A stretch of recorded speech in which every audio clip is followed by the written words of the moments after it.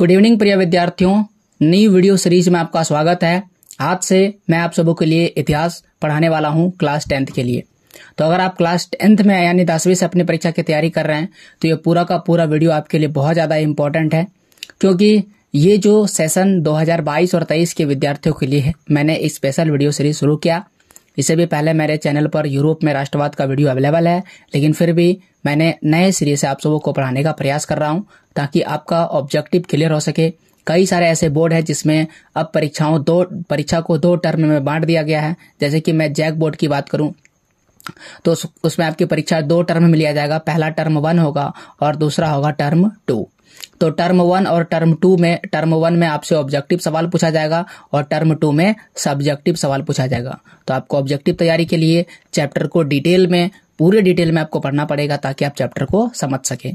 तो उसी को मद्देनजर रखते हुए मैंने चैप्टर को अलग अलग पार्ट में डिवाइड कर दिया है और मैं आपको पूरे चैप्टर को डिटेल में पढ़ाने वाला हूं ताकि आप इसे और भी बेहतर तरीके से समझ सकें और आपका ऑब्जेक्टिव क्लियर हो सके। और आप चाहते हैं कि मैं एक ही वीडियो में पूरा का चैप्टर देख लूं तो उसका लिंक आपको डिस्क्रिप्शन में मिलेगा। पहले से ही मैं अपलोड कर चुका हूं जिसमें आप एक ही बार में पूरे चैप्टर को समझ सकते हैं, देख सकते हैं। तो वो वीडियो भी आप डिस्क्रिप्शन में पड़े हुए लिंक से देख सकते हैं। मेरे पूरे चैप्टर को बेहतर तरीके से पीडीएफ मदद से, डॉक्यूमेंट्स की मदद से, चाहे वो पीपीटी का माध्यम हो या फिर मैप का माध्यम हो या फिर जितनी भी चीजें लिखना पड़े, चाहे वो क्वेश्चन आंसर की मदद से हो और चाहे वो पॉइंट की मदद से हो, ये पूरे डिटेल से समझाने वाली बात हो, हर तरीके से मैंने इसे बेहतर बनाने का प्रयास किया है आप लोगों के लिए ही। कई सारे ऐसे सवाल है जिसका जवाब जो हमारी किताब में नहीं लिखा गया है, जैसे नेपोलियन बोनापार्ट कौन था, इनका जवाब नहीं लिखा गया है।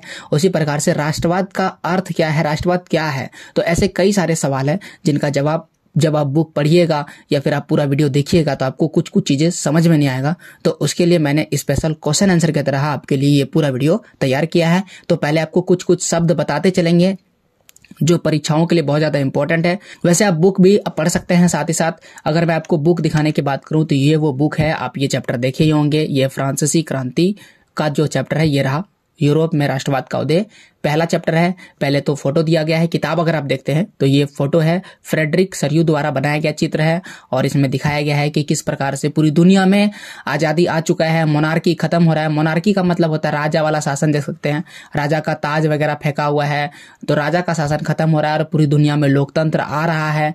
तो इतना ज्यादा लोकतंत्र आ रहा है, लोकतंत्र के प्रतीक में यहाँ पर देख सकते हैं एक फोटो को लिया गया, मूर्ति को लिया गया है और जो ये बताता है कि पूरी दुनिया लोकतंत्र की ओर जा रहा है। इतना ज्यादा अच्छा लग रहा है कि भगवान भी आकर के सबों को आशीर्वाद दे रहा है, यानी कि लोकतंत्र बढ़िया है और राजतंत्र क्या है, खराब है। इसकी शुरुआत कहाँ से होती है? इसकी शुरुआत फ्रांस की क्रांति से होती है। फ्रांस में लगातार क्रांतियां होती है, फ्रांस की पहली क्रांति, दूसरी क्रांति, फिर तीसरी क्रांति आती है, ऐसे अनेकों क्रांतियां होती है और फिर जाकर पूरी दुनिया में राष्ट्रवाद का उदय होता है जिसे हम राष्ट्रवाद कहते हैं। और चूंकि इसकी शुरुआत यूरोप से होता है तो हमें सबसे पहले पढ़ना पड़ेगा यूरोप में राष्ट्रवाद। समझ में आ गया आपको यूरोप में राष्ट्रवाद क्यों पढ़ना जरूरी है? अब आइए टॉपिक पर आते हैं, चैप्टर को हम लोग डिटेल से समझते हैं। पहला पार्ट है क्लास 10th के हिस्ट्री का चैप्टर 1 का पहला पार्ट, यहां पर लिख देते हैं पार्ट 1। पहला प्रश्न, राष्ट्रवाद है क्या? तो राष्ट्रवाद कुछ नहीं है, बल्कि अगर आप अपने देश से बहुत ज्यादा प्रेम करते हैं और आप अपने राष्ट्र के प्रति बहुत ज्यादा प्रेम की भावना रखते हैं तो इस प्रेम की भावना को ही हम क्या कहते हैं?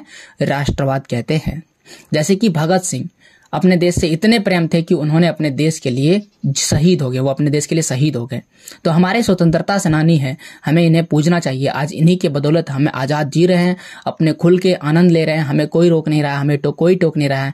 ये किनके बदौलत हुआ है? हमें स्वतंत्रता सेनानी, जिनमें जो भगत सिंह है इनका बहुत ज्यादा अहम योगदान है। और मुझे इस बात का बहुत बार दुख होता है कि आप जब इतिहास की किताबें पढ़ते हैं तो आपको इनके बारे में ज्यादा कहानियां देखने को नहीं मिलता है। खैर, क्या भी कहा जा सकता है, जो किताब है उसे पढ़ते हैं। आइए आगे बढ़ते हैं। अब सवाल अगला आता है, राष्ट्र क्या है? राष्ट्र का मतलब देश। तो कई ऐसे विद्वान आए जिन्होंने अपने अनुसार से बोला कि राष्ट्र ये है। ये सारी चीजें कहां पर लागू हो रहा है? ये सारी चीजें यूरोप पर लागू हो रहा है, याद रखिएगा। तो यूरोप के लोग मानते थे, जिसमें से एक व्यक्ति है अर्नेस्ट रेनर। इनका क्या मानना था? ये कहते थे अगर कोई एक ऐसा क्षेत्र है जहां पर समान एक ही तरह के भाषा बोलने वाले लोग हैं, एक ही रंग के लोग हैं, एक ही नस्ल के लोग हैं, एक ही धर्म के लोग हैं, तो उसे हम क्या कहेंगे? राष्ट्र कहेंगे। लेकिन भारत में तो ये लागू नहीं होता है। भारत में अलग अलग भाषा बोलने वाले लोग रहते हैं, अलग अलग धर्म के लोग रहते हैं, अलग अलग नस्ल के लोग रहते हैं, तो भारत में ये चीज लागू नहीं होता है। यहाँ हमें अनेकता में ही एकता है। एक देश यानी एक राष्ट्र का निर्माण किस प्रकार से होता है? कई सारे प्रयास करने पड़ते हैं, कई सारे त्याग करने पड़ते हैं, और इन सभी प्रयासों और त्यागों के बाद जो चीज मिलता है वही हमारे लिए क्या है? राष्ट्र है। अब आपको राष्ट्रवाद और दूसरी चीज राष्ट्र यानी देश समझ में आ गया होगा। अब एक चीज समझ में आता है कि राष्ट्रवाद का अर्थ क्या है। तो याद रखिए, राष्ट्रवाद एक तरह का विचारधारा है। विचारधारा का मतलब होता है सोच। ये कोई चीज नहीं है जैसे आप अपने देश से प्रेम करते हैं, मुझे दिखाइए, आप नहीं दिखा पाइएगा, क्योंकि ये एक तरह का सोच है, विचार है, जिसे आप दिखा नहीं सकते हैं। तो इसी चीज को हम विचारधारा कहते हैं। हमारे किताब में कई सारे वाद दिए गए हैं, राष्ट्रवाद, रूढ़िवाद, समाजवाद, साम्यवाद। तो ये सारे वाद भी आपको कहीं न कहीं दिक्कत करेंगे, तो चिंता का कोई जरूरत नहीं है। जितने भी वाद आएंगे वो सारे वाद मैं आपको डेफिनेशन के साथ समझाता चला जाऊंगा। तो राष्ट्रवाद क्या है? राष्ट्रवाद एक ऐसी विचारधारा है जिसके द्वारा जो जनता है वो राजनीतिक तौर पर, सामाजिक तौर पर और आर्थिक तौर पर एकीकरण के साथ साझी संस्कृति में भागीदार हो जाते हैं। यानी सब कुल मिलाकर के वो एकीकरण चाहता है, मिल के रहना चाहता है, चाहे वो पैसे के मामले में हो, चाहे वो समाज में ऊंच नीच जाति के मामले में हो, किसी के मामले में हो, चाहे राजनीति के मामले में हो। इसे ही हम कहते हैं राष्ट्रवाद। अब आता है राष्ट्र राज्य। अगर आप बुक खोलिएगा ना, जैसे कि ये बुक रहा है, ठीक है, ये मैं बुक खोलता हूं और हम लोग पहला पॉइंट पर पहुंचते हैं पिक्चर के बाद। तो पहला पॉइंट में आप देख सकते हैं यहां पर लिखा हुआ है राष्ट्र राज्य, ठीक है, राष्ट्र राज्य या तो राष्ट्र का विचार लिखा हुआ है। तो ये जो राष्ट्र है, राष्ट्र का विचार या राष्ट्र राज्य का विचार या फिर राष्ट्रवाद का उदय, ये कब, कहां, किस तरह से होता है, ये सवाल आता है। तो इसका जवाब तो है ही है। आपसे सवाल पूछा जाएगा राष्ट्रवाद का उदय कब हुआ, तो इसका जवाब है जब फ्रांसीसी क्रांति हुआ। कब हुआ? 1789 यानी कि 1789 में। अब आपका सवाल आएगा कि राष्ट्रवाद का उदय सर्वप्रथम कहां हुआ, तो इसका जवाब है फ्रांस में, और फ्रांस की क्रांति से। ओके, अब देखिए फ्रांस कैसा था। अगर आप फ्रांस को देखिएगा, ये देखिए फ्रांस में क्रांति की शुरुआत होती है 1789 में। देखिए फ्रांसीसी क्रांति हम आपको बिल्कुल पढ़ा नहीं रहे, और ना ही आपसे परीक्षाओं में फ्रांसीसी क्रांति से सवाल पूछेगा। ये पूरा का पूरा चैप्टर फ्रांसीसी क्रांति के बाद की कहानी है, क्योंकि फ्रांसीसी क्रांति क्लास 9th का चैप्टर 1 है। अगर आप समझना चाहते हैं तो उसको भी समझ सकते हैं, क्योंकि मैं क्लास 12th का भी हिस्ट्री साथ ही साथ पढ़ा रहा हूं, और क्लास 10th का भी हिस्ट्री पढ़ा रहा हूं, और क्लास 9th का भी हिस्ट्री का वीडियो हम अपलोड करेंगे, वहां से भी देख सकते हैं। तो इस वाले चैप्टर में क्या दिया गया, फ्रांसीसी क्रांति के बाद क्या हुआ। फ्रांसीसी क्रांति 1789 में हुआ। फ्रांस के लोगों का मांग था कि यहाँ पर जो राजतांत्रिक शासन व्यवस्था है इसको खत्म कर दीजिए, राजा वाला शासन खत्म, यहाँ राजा वाला शासन बड़ी खराब है, क्रूर है, हमें प्रजातंत्र चाहिए। यहाँ पर प्रजातंत्र स्थापित हो गया। लोग सामूहिक पहचान करने लगे। सामूहिक पहचान मतलब सब लोग एक जैसा दिखना चाहते थे। पूरा समाज खराब था फ्रांस का। अगर आप समाज देखिएगा तो आपको फ्रांस का समाज दिखाते कैसा था। फ्रांस का समाज जो था वो 2 वर्गों में बटा हुआ था। अगर आप यूरोपीय समाज देखिएगा, फ्रांस का है नहीं बल्कि यूरोप का समाज देखिए, यूरोप का समाज 2 वर्गों में बटा हुआ था। एक था उच्च वर्ग, दूसरा था निम्न वर्ग। उच्च वर्ग कौन था? उच्च वर्ग कहता था कुलीन, और निम्न वर्ग में कौन आता था? कृषक आते थे, किसान वगैरह। उच्च वर्ग, इसकी जनसंख्या कम थी, लगभग ये कितना होगा, लगभग ये 10% होगा। इसकी जनसंख्या अधिक थी, 90% लोग किसान था, ज्यादा ज्यादा जनसंख्या कृषक वर्ग का ही था। अगर आप पाई चार्ट में देखिएगा तो आप पाइएगा कि ये जो है ना, ये वाला, ये जो मैं कलर कर रहा हूं, ये कौन है? ये कुलीन वर्ग है, कुलीन वर्ग। और कुलीन वर्ग की संख्या क्या है? कम है। और आप देखिए ये किसान है, किसान की संख्या क्या है? अधिक है। जिनकी संख्या कम है, कुलीन वर्ग, उच्च वर्ग कहलाते थे। वर्चस्व जमाने वाला, मतलब मनमानी करना, पावर इन्हीं के हाथ में था। जमींदार यानी ढेरों सारे खेत के ये मालिक थे, और सभी तरह का अधिकार दिया गया था। कोई भी एक ऐसा अधिकार था जो इनके पास नहीं था। सब अधिकार था, कहीं भी जा सकते थे, कहीं भी आ सकते थे, किसी भी से टैक्स ले सकते थे, राजा से बातचीत कर सकते हैं, राजा के महल में जा सकते हैं, किसी राजा के साथ बैठ सकते हैं, राजा के साथ पदवी में बैठ सकते हैं। तो कई ऐसे सारे अधिकार थे जो इस कुलीन वर्गों को दिया गया था। चर्च में जा सकते हैं, चर्च से टैक्स ले सकते हैं। कृषक को ऐसा कुछ भी अधिकार नहीं प्राप्त था। निम्न वर्ग था, ये जमीनहीन थे। जमीनहीन मतलब होता है भूमिहीन। आप समझिए, जमीन इनके पास बिल्कुल भी नहीं है, गरीब है। या तो इनके पास जमीन बिल्कुल भी नहीं था, या तो अगर इनके पास थोड़ा भी जमीन था तो वो किराए पर था। किराया क्या होता है? अभी आप गांव में सुने होंगे भाली। भाली एक शब्द होता है। भाली क्या होता है? जैसे कि एक खेत है, ठीक है, एक खेत है और किसी बड़े आदमी के पास एक खेत है और वो इसमें खेती नहीं कर सकता है क्योंकि उसके पास बहुत ज्यादा खेत है। तो वो क्या करेगा? अपने खेत को गरीब को दे देगा, किसी छोटे किसान को दे देगा और बोलेगा आप इसमें खेती कीजिए और इसमें से जो भी उपज होगा उस उपज का कुछ भाग मुझे दे दीजिएगा और कुछ भाग आप रख लीजिएगा। मैक्सिमम मतलब ग्रामीण चीज में या तो ये 1/3 होता है या 1/2 होता है। 1/3 क्या होता है? तो इसे 3 भागों में बांट करके जो 2 भाग है वो जमींदार ले लेता है और 1 भाग दे देता है किसान को। और अगर 1/2 होता है तो आधा आधा होता है, आधा जिसका जमीन है और आधा जिसके जो इस खेत में खेती करेगा, ऐसा होता है। तो इस तरह से वहां उनके पास या तो किराए पर जमीन था या तो वो जमीनहीन था, उसके पास बिल्कुल भी जमीन नहीं था। किसान की स्थिति बिल्कुल खराब है।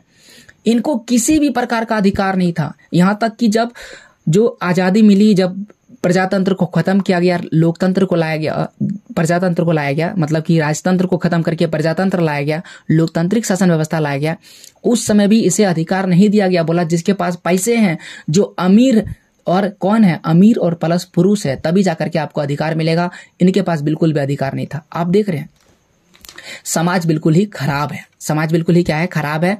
लोगों के साथ भेदभाव किया जाता है और इसी भेदभाव के चलते ये समाज पूरी तरह से खराब था। और इसलिए लोग चाहते थे कि ये राजतंत्र अगर खत्म होगा और राजतंत्र खत्म होकर के अगर प्रजातंत्र आएगा तो हमारी स्थिति बेहतर होगी। इसलिए लोग राजतंत्र को खत्म करना चाहते थे और इस तरह से उन्होंने 1789 में क्रांति कर दिया। पर अब देखिए लोग क्या चाहते थे? सामूहिक पहचान, यानी सब बराबर हो। प्रत्येक राज्य में स्टेट जनरल बनाया गया, उसका नाम बदल करके नेशनल असेंबली रख दिया गया। फ्रेंच भाषा, उसको राष्ट्रभाषा घोषित कर दिया, बोला सब समान होगा। तो फ्रेंच भाषा जो वहां पर बोला जाता था उसको राष्ट्रभाषा घोषित कर दिया गया। एक प्रशासनिक व्यवस्था लागू की गई, यानी प्रशासन भी क्या होगा? एक ही होगा। कोई यहाँ राजतंत्र और प्रजातंत्र दो तरह का नहीं होगा, बल्कि प्रजातंत्र को पूरी तरह से खत्म कीजिए और एक प्रशासनिक व्यवस्था होगा। एक प्रशासनिक व्यवस्था का मतलब सबको समान कानून, सबको समान कानून। ये नहीं कि अमीर आदमी को कम सजा होगा और गरीब आदमी को अधिक सजा होगा, वैसा बिल्कुल भी नहीं होना चाहिए। दोनों को बराबर सजा मिलना चाहिए। आंतरिक आयात निर्यात सीमा शुल्क समाप्त कर दिया गया। देश में भी जैसे आप भारत में रहते हैं ना, बिहार से झारखंड गए, झारखंड से बिहार आए, उसमें भी आपको टैक्स लग रहा है ज्यादा। ये सारा चीज खत्म कर दिया गया। आयात निर्यात पर जो टैक्स लगता था खत्म, सीमा शुल्क खत्म कर दिया गया। भार और माप की एक समान व्यवस्था। भार और माप की इतनी खराब व्यवस्था थी। अब समझिए कि अगर आप यहां से केवल झारखंड से बिहार गए तो बिहार में जो वस्तु, इतना सारा वस्तु है 1 kg है, वही वस्तु बिहार में 2 kg का हो गया, क्योंकि उसके पास जो तोलने वाला बटखरा है ना वो छोटा है। यानी कि भार और माप का एक समान व्यवस्था नहीं था। एक समान व्यवस्था लागू किया गया। और अगर बात करें और क्या किया गया, स्कूल और कॉलेज के छात्राओं द्वारा भी समर्थन किया गया। उन्होंने भी क्लब बनाना शुरू कर दिया, जिसमें से एक बहुत ही महत्वपूर्ण क्लब है जिसका नाम है जैकोबिन क्लब। तो आपसे परीक्षा में पूछेगा स्कूल और कॉलेज यानी विद्यार्थियों द्वारा कौन कौन सा क्लब बनाया गया था, तो याद रखिएगा जैकोबिन क्लब। फ्रांस की आर्मी के समर्थन के तौर पर हर विदेशी क्षेत्र में भेज दिया गया, जिससे राष्ट्रवादी भावना को और बढ़ती चली जाए। यानी कि फ्रांस की आर्मी को भी दूर दूर तक भेजा गया। प्रचार करो राष्ट्रवाद का। लोगों ने राष्ट्रवाद का प्रचार करना शुरू कर दिया और राष्ट्रवाद बहुत तेज तक पूरी दुनिया में फैल गया। अब आपको समझ में आया ना, फ्रांस की क्रांति में लोग चाहते क्या थे? लोग चाहते थे एकता। लोग चाहते थे सामूहिक एकता, सामूहिक पहचान हो, सबको बराबर पहचान हो। ये नहीं कि किसी लोगों को अलग लोग जाना जाता है कि कुलीन वर्ग है, कोई कृषक वर्ग है, ऐसा कुछ भी नहीं। लोग चाहते थे सबको बराबर ट्रीटमेंट किया जाए। यानी कि लोग राजनीतिक रूप से चाहे वो संवैधानिक रूप से सब बदलना चाहता था। राजनीति पूरी तरह से बदल गया। राजतंत्र खत्म हो गया, प्रजातांत्रिक शासन व्यवस्था आ गया, संवैधानिक परिवर्तन आया, संविधान लागू किया गया, संविधान बनाया गया। इसके पहले संविधान बिल्कुल भी नहीं था। लोगों ने राष्ट्रध्वज बनाना शुरू कर दिया। देश का एक झंडा होना चाहिए। राष्ट्रभाषा किसको? फ्रेंच को घोषित किया गया। शुल्क वगैरह जो भी था समाप्त कर दिया गया। माप की एक प्रणाली लागू की गई। पहले माप की अलग अलग प्रणाली थी, वो सब एक कर दिया गया। जैसे भारत में होता है ना, जैसे एक मीटर बराबर कितना होता है? 100 सेंटीमीटर होता है। तो भारत में कहीं भी जाइए, अभी तो पूरा दुनिया में कहीं जाइए, 1 मीटर बराबर 100 सेंटीमीटर होता है। लेकिन वहां पर ऐसा नहीं होता था। कहीं 1 मीटर बराबर 100 सेंटीमीटर हो गया, कहीं पर 1 मीटर बराबर 200 सेंटीमीटर हो गया। तो आप देख रहे हैं ये एक समान है क्या? नहीं, बिल्कुल भी एक समान नहीं है। तो उसको खत्म करके एक समान मापन प्रणाली लाया गया। संविधान लिखा गया। 1791 से लेकर के 95 तक संविधान बनाया गया। संविधान में कई परिवर्तन किए गए और ये सारा चीज किस लिए किया गया था? ताकि दुनिया में सबको समान महसूस हो सके, राष्ट्रवादी भावना का विकास हो सके। तो फ्रांसीसी क्रांति एक ऐसी क्रांति थी जिसने पूरी दुनिया को बदल दिया और दुनिया में नए नए परिवर्तन आए और लोगों में एकता का भावना आने लगा। लेकिन फ्रांस में एक नई घटना घटती है और वह घटना होती है, ये सारी चीजें होने के बाद नेपोलियन आ जाता है। नेपोलियन कौन था? सबसे पहले तो ये सवाल आएगा, नेपोलियन कौन था? तो इसका जवाब एकदम सिंपल है। नेपोलियन जो था एक महान सम्राट था। कहाँ का? फ्रांस का। फ्रांस का एक सम्राट था जिसने अपने व्यक्तित्व एवं कार्यों से पूरे यूरोप के इतिहास को प्रभावित किया। नेपोलियन पूरे यूरोप को जीतना चाहता था। न केवल इसने फ्रांस को बल्कि यूरोप के कई क्षेत्रों को जीत लिया और उसमें अपना शासन व्यवस्था लागू किया, उसमें अपना नियम और कानून लागू किया। लोग इतने परेशान थे कि 1815 में फ्रांस को यूरोप के सभी देश ने मिल करके हराया था। याद रखिएगा, यूरोप के लोग इतने ज्यादा नेपोलियन से परेशान थे कि 1815 में सब यूरोप के सब देश मिल गया और उन्होंने इसको मिल के हराया था। ओके, तो ये एक बहुत ही सम्राट था, महान सैनिक था। पहले तो ये सैनिक बना था, फिर जाकर के शासक बना था। अपनी योग्यता के बल पर ये इतने ज्यादा योग्य थे कि 24 वर्ष की ही आयु में ये सेनापति बन गया।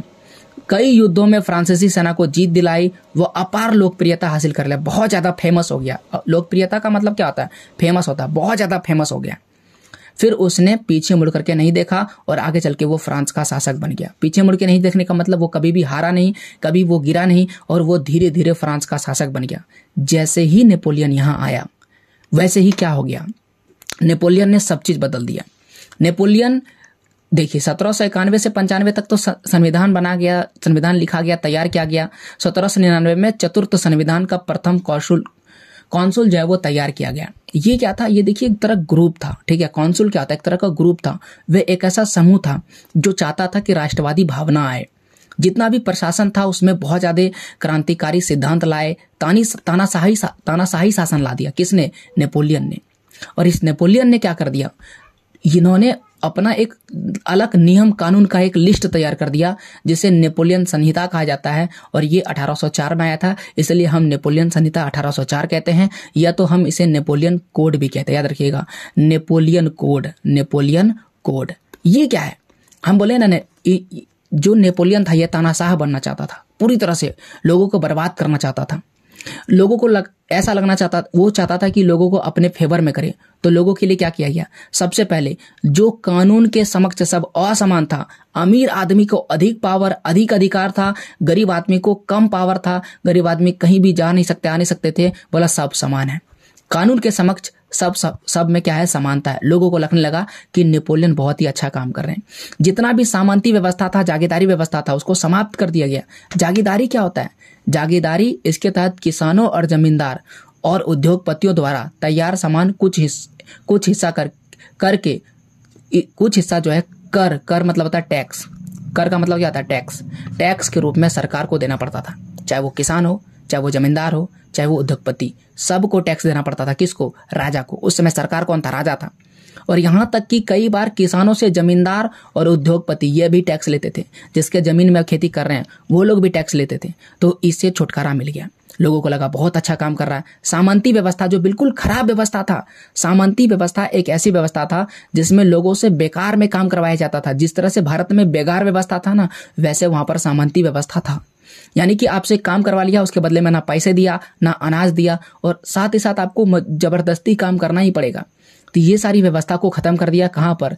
फ्रांस में नेपोलियन ने। आपको तो लग रहा होगा बहुत अच्छा काम कर रहा है। देखिए और क्या किया गया। कारीगर संघों से नियंत्रण समाप्त कर दिया गया। चर्च में सुधार किया गया।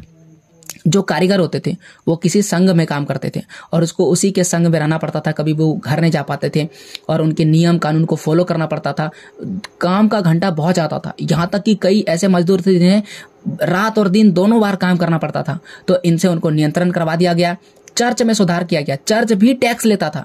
देखिए टैक्स कहाँ दे रहा है। देखिए एक किसान है, किसान के लिए यहाँ पर हम लिख देता कृषक दे रहा, राजा को टैक्स दे रहा है, राजा को कर दे रहा, जमींदार को कर दे रहा है, जमींदार को, और किसको दे रहा है? चर्च को कर दे रहा है। चर्च, ये जो जहां पर पूजा करने जा रहा है, मंदिर वगैरह, चर्च होता है वो ईसाई धर्म में, वहां पर इसे एक टैक्स मांग रहा है। किसान बिल्कुल परेशान है। ये जो कुलीन वर्ग है ना, इसे कोई टैक्स नहीं देना पड़ता था। आपको बताया ना, 2 वर्ग है। कितना वर्ग है? 2 वर्ग। एक था कुलीन वर्ग जो उच्च वर्ग था, और दूसरा कौन था? निम्न वर्ग, कृषक। कुलीन वर्ग को किसी भी प्रकार का टैक्स नहीं देना पड़ता था, चाहे वो राजा के लिए हो, चाहे वो चर्च के लिए हो, चाहे वो जमींदार, किसी भी तरह का टैक्स नहीं देना पड़ता है। और कृषक जिनकी आमदनी कम है, जिनका जो इनके पास ना जमीन है ना इनके पास स्रोत है पैसा आमदनी का, इनको टैक्स देना पड़ता था। इसलिए दुनिया में एक नया वर्ग आने लगा। वो बोला, जो पढ़ा लिखा था उनको लगने लगा कि नहीं, ये पूरे समाज में गलत हो रहा है। जैसे कि शिक्षक हो गया, डॉक्टर हो गया, चाहे वो उद्योगपति हुआ, चाहे वो व्यापारी हो, ये ऐसे लोग दुनिया में आए, समाज में आए, जिनको लगा कि नहीं यार ये तो गलत हो रहा है। कुलीन वर्ग टैक्स तो कुलीन वर्ग को देना चाहिए क्योंकि इनके पास ज्यादा संपत्ति है, धन है, जमीन है। और कृषक को तो टैक्स नहीं देना चाहिए क्योंकि इनके पास कम संपत्ति है, कम चीजें हैं। बोला तो टैक्स किसे देना चाहिए? टैक्स ऐसा करते सबको देना चाहिए। तो ये जो नया वर्ग आया ना, जो पढ़ा लिखा था, जो चाहता था कि सबको समान मांग हो, इन्हें बोला गया उदारवादी। क्या बोला गया? उदारवादी।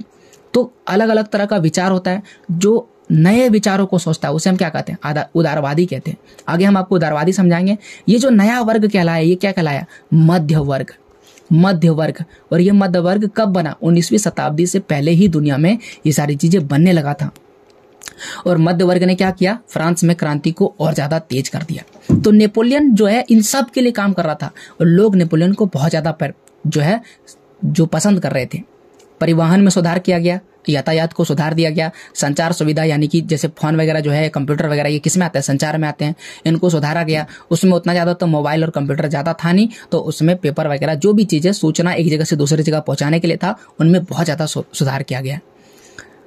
मानकृत भार एवं राष्ट्रीय मुद्रा का प्रचलन किया गया, यानी कि जो भार का व्यवस्था था, मानक भार का मतलब एक ऐसा वजन जो सब जगह बराबर होगा। 1 केजी अगर हम निर्धारित कर दिए यही वाला 1 केजी है, तो ये वाला भार सब जगह मान्य होगा। फिर राष्ट्रीय मुद्रा का प्रचलन किया गया। पूरे क्षेत्र में कई सारे मुद्रा चल रहा था, उन मुद्रा को खत्म कर दिया गया क्योंकि उसमें कई राजा होते होंगे। वह सभी राजा क्या कर रहे थे? अलग अलग पैसा चला रहे थे। तो उन मुद्रा को खत्म करके एक मुद्रा चला गया। जैसे कि भारत में कहीं चल जाइए, केरल चल जाइए, जम्मू कश्मीर चल जाइए, गुजरात चल जाइए, बिहार, झारखंड, बंगाल चले जाइए, या फिर आप उत्तर पूर्वी राज्य चल जाइए, सब जगह एक ही मुद्रा चलता है। उसी प्रकार से वहां पर भी एक ही मुद्रा, एक ही पैसा को चलाया गया। नेपोलियन ने कई अच्छे काम किए। नेपोलियन के कार्य आपको पसंद आ रहे होंगे। नेपोलियन ने ये सारा चीज करने के साथ यहाँ पर वही लिखा है, नेपोलियन ने व्यापार को सही किया, आवागमन को सही किया, संचार को सही किया। राष्ट्रवादी विचार को बांटने के लिए उन्होंने कुछ क्षेत्र पर कब्जा कर लिया, यानी उनको लगा कि ये जो राष्ट्रवाद वाला विचार है बढ़िया है, इनको सबको बताओ, प्रजातंत्र खत्म करो और दुनिया में लोकतंत्र लाओ। तो कोई ला ही नहीं रहा था, तो उन्होंने खुद कब्जा कर लिया, कई सारे क्षेत्रों को कब्जा कर लिया और वहां पर उन्होंने अपनी कानून व्यवस्था को लागू कर दिया। और वह भी जबरदस्ती, यानी कि ये सारा काम जबरन किया जा रहा था। यूरोप में राष्ट्रवाद आपको समझ में आ गया कैसे? क्योंकि यूरोपीय समाज का संरचना देखिएगा, जो मैंने आपको बताया, यूरोपीय समाज की संरचना बड़ी खराब था। ये पहला कारण था जिसने यूरोप में राष्ट्रवाद लाया। दूसरा है उदारवादी राष्ट्रवाद। ये जो उदारवादी है ना, इन्होंने राष्ट्रवाद को और ज्यादा बढ़ावा दिया। तो उदारवादी क्या है जरा देख लेते हैं। देखिए उदारवादी, ये रहा उदारवादी। तो पहले समझिए, उदारवादी एक तरह का लैटिन शब्द है। उदारवादी, ये जो लिखा है उदारवादी, ये इंग्लिश का शब्द है, इसका लिबरलिज्म। और ये वाला शब्द किस भाषा का है? लैटिन भाषा का शब्द है, जो लिबरल से बना है, लिबरल। और इसका मतलब होता है आजाद, पूरी तरह से खुला, इसको कोई नहीं रोक सकता है। इसका प्रयोग बुद्धिजीवियों के प्रोत्साहन हेतु कर किया जाता था, यानी वैसे लोग जो बुद्धिजीवी है। अभी आपको पता है ना, दुनिया में कौन आया? पहले तो कुलीन वर्ग था, कुलीन वर्ग में ही व्यापार करने वाला लोग आया, फिर धीरे धीरे शहरों का विकास हुआ और यहां से ही दुनिया में एक नया वर्ग आया जिसे बोलते हैं मध्य वर्ग। और ये मध्य वर्ग कौन थे? पढ़े लिखे लोग थे, बुद्धिजीवी थे, जिनके अंदर बुद्धि था। इनको लग रहा था कि समाज में खराब हो रहा है, और ये क्या चाहते थे? समानता चाहते थे, स्वतंत्रता चाहते थे। ये चाहते थे मताधिकार, वोट देने का अधिकार हमें भी मिले। ये चाहते थे आर्थिक स्वतंत्रता। आर्थिक स्वतंत्रता मतलब पैसे के रूप में सबको समानता मिले। इसके लिए लेवराइन संघ भी बना था। कब? 1834 में। उदारवादी एक ऐसा समूह है जो बदलाव नहीं बल्कि बदलाव बड़ी तेजी से चाहता है। समाज में राजा का शासन तो खत्म होता है, एक ना एक दिन तो राजतंत्र खत्म होकर के प्रजातंत्र शासन व्यवस्था आता, पूरी दुनिया में लोकतंत्र आता। लेकिन वो चाहते थे उतना समय नहीं है हमारे पास, जल्दी लाइए। यानी उदारवाद एक ऐसा व्यक्ति है जो तेज बदलाव को चाहता है, तेज विकास को चाहता है, और इसी को यह प्राथमिकता देता है। अब आपको उदारवादी समझ में आ गया होगा। अब यहाँ पर अगर आपसे ये पूछा जाए उदारवादी क्या होता है, तो इस तरह से आप उसका जवाब लिख सकते हैं। दूसरा जो है रूढ़िवादी, यहाँ पर मैं दोनों साथ में इसलिए लिखा हूं ताकि आपको ये अंतर समझ में आए। रूढ़िवादी वह लोग होता है जो पुरानी चीज को रखता है, यानी राजनीतिक दर्शन जो परंपरा, स्थापित संस्थाओं और रिवाजों पर जोर देता है। ये धीरे धीरे विकास को प्राथमिकता देता है, यानी जो रिवाज पहले से चला आ रहा है वही मानते रहना है, उसको बदलने की कोशिश ये नहीं करते हैं। ऐसे लोगों को रूढ़िवादी कहते हैं। आपको एक छोटा सा भारत का उदाहरण देते हैं। भारत में आज भी कई ऐसे क्षेत्र हैं जहां पर लड़कियों का विवाह कम उम्र में कर दिया जाता है, यहां तक कि 14 वर्ष से भी कम उम्र में शादी कर दिया जाता है, जबकि सरकार ने निर्धारित किया है 18 वर्ष। तो आप देख रहे हैं 14 वर्ष से भी कम उम्र में लड़कियों का शादी, 10 वर्ष या फिर 12 वर्ष में लड़कियों का शादी हो रहा है। तो ये क्या है? ये एक ऐसे लोग हैं जो जिनका मानना है कि लड़कियों का शादी कम उम्र में ही कर देना चाहिए। तो ये वो लोग हैं जो पुरानी चीज को अपने दिमाग में बिठाए हुए रखे हैं, पुराने रिवाज को फॉलो कर रहे हैं, पुरानी परंपरा को फॉलो कर रहे हैं। ऐसे लोगों को रूढ़िवादी कहते हैं। और ये समाज को जल्दी नहीं बदलना चाहते हैं, बल्कि धीरे धीरे बदलना चाहते हैं। ये मुख्य अंतर है रूढ़िवादी और उदारवादी। जबकि उदारवादी तेज बदलाव और विकास को चाहते हैं, जबकि रूढ़िवादी धीरे धीरे बदलाव को चाहते हैं। यहां पर पहला पार्ट खत्म हुआ। हम आपको पहला पार्ट थोड़ा रिवाइज करवाते हैं ताकि आपको समझ में आए कि पहले पार्ट में हमने क्या पढ़ा। पहले पार्ट में राष्ट्रवाद क्या है हमने ये समझा, राष्ट्र क्या है ये समझा, हमने राष्ट्रवाद का अर्थ बताया और हमने ये बताया कि राष्ट्रवाद का उदय का क्या कारण है। यहाँ पर वही कारण लिखा हुआ है, आगे मैंने इसी कारण को डिटेल से बताया। फिर मैंने आपको बताया कि किस प्रकार से नेपोलियन जो है सत्ता में आ जाता है। नेपोलियन कब सत्ता में आता है? 15 अगस्त 1769 1769 में सत्ता में आ जाता है, वो राजा बन जाता है। नेपोलियन फ्रांस का एक बहुत ही महान शासक है। वो इतना ज्यादा तेज था कि 24 वर्ष में ही वो सेनापति बन गया था। नेपोलियन जब आता है तो वो एक संहिता लाता है, ये इंपॉर्टेंट है। कब लाता है? 1804 में, जिसे नेपोलियन संहिता या नेपोलियन कोड कहते हैं। ये कुछ नहीं है बल्कि नियम कानून का एक अच्छा सा लिस्ट है, और इस लिस्ट में कई सारे नियम कानून लिखे गए हैं जो वहां के जनता को पसंद आता है। लेकिन याद रखिए, नेपोलियन धीरे धीरे कई सारे देशों को कब्जा करने लगता है, और नेपोलियन की यह नीति जो कब्जा करने वाली नीति है, सुधार करने वाली नीति है, जो पहले लोगों को अच्छा लग रहा था बाद में लोगों को खराब लगने लगता है। और यूरोप के कई सारे देश मिलकर के नेपोलियन को हराते हैं। 1815 में वाटरलू की लड़ाई में जो है नेपोलियन हार जाता है और उसे फ्रांस की गद्दी छोड़नी पड़ती है। नेपोलियन के बाद क्या होता है ये आगे की कहानी में हम आपको बताएंगे, कैसे वियना संधि होती है और किस प्रकार से जो बुर्बो राजवंश है वो नेपोलियन बोलते फ्रांस की सत्ता में पुनः वापस आ जाते हैं।